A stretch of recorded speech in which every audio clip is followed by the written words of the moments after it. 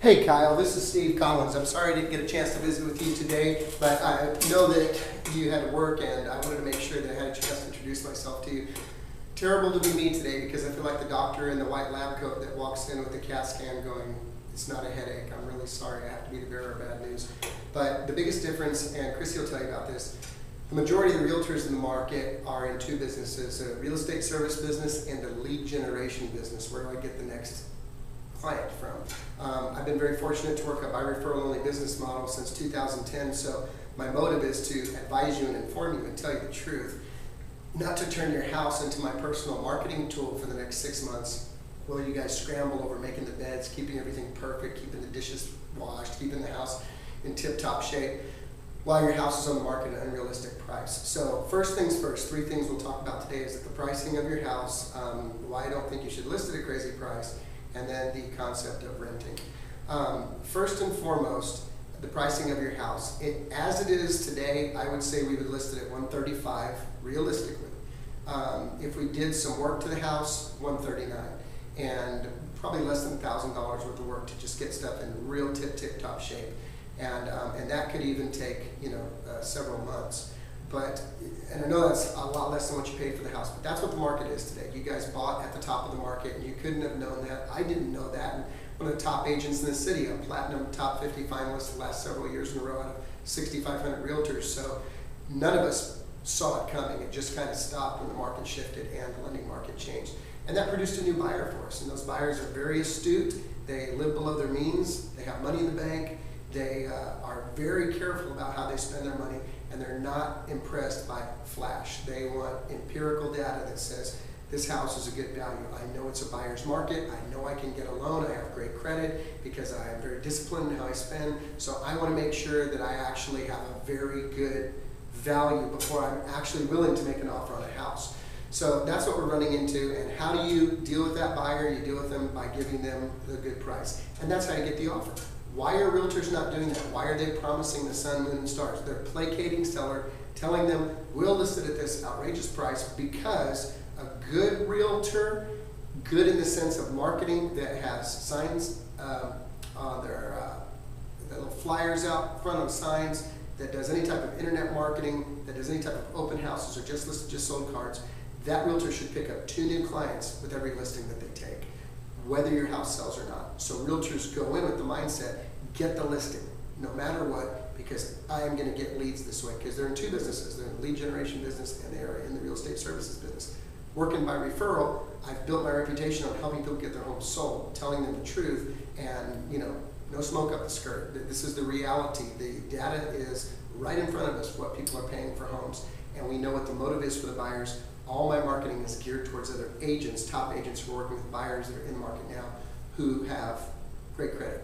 So anyway, at the end of the day, $139 if we fix it up, $135 as is, and that's realistic based on the fact that there's 42-story homes just in your neighborhood alone. That's not addressing all the new homes up the street with the phenomenal buyer incentives that the builders trying to come in and build up their neighborhoods and get their inventory sold. Number 2 thing is, why not list it that way?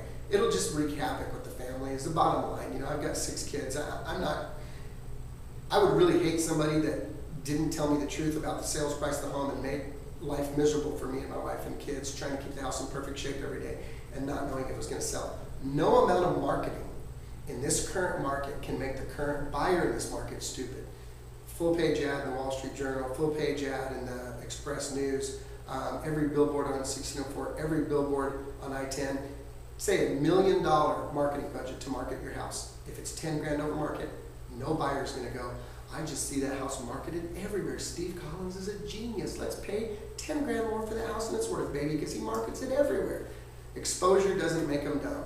They know the numbers. They're going to do the research. They're going to compare your house. So if your gut's telling you that's bogus, you need to identify with that. If you know that's a bogus price, don't hold out hope that that's going to happen, because it's just going to be a frustration, because the buyers in the market are very, very intelligent when it comes to making comparables, and they want to make sure they make a good choice. So that's the story on that. And finally, on the rental, I would love to see you guys think real long term. Obviously, I don't make any money from this. I'm just advising you the way I would want someone to advise me if I were in your position. Long-term, having a house in San Antonio, having a house in Colorado Springs, getting 15-year notes when your youngest son is 18 years old, I mean, your house is paid off. Now you have two, not liquid assets, I call them gel, because a little slower than liquid, but not solid. Because literally, I could sell your home in West Creek tonight at the right price, obviously, so you have control over that. But now you have two homes in two cities with strong military presence, with very high rental opportunity. There's like a 2% rental rate right now in Denver, Colorado, where Joseph and Sabrina were going. And in San Antonio, we can't keep them on the ground here. It's incredible the number of people that are being forced into rentals because they can't afford a house. So 15 years from now, long term, you've had a property management company take care of it for you. You don't get phone calls with problems, you just get the checks in the mail. And now you have, say, a $150,000 home in San Antonio, a $200,000 home in Colorado. You know, that's 350 grand sitting there in assets that are bringing you in 12 times that rent both times. So if you're making $24,000 a year, you've got $2 grand a month if you do a grand here, a grand there. Obviously that's real low in rent, but what I'm saying is that now you have an income producing investment. So that's what I would do if I was in your place. I hope that helps. I know it's not the best news, but it's honest, professional information that I think should help you guys out to make a good decision. If you have any questions, please feel free to call me. You've got my number in my card. God bless you. Nice meeting you. Bye.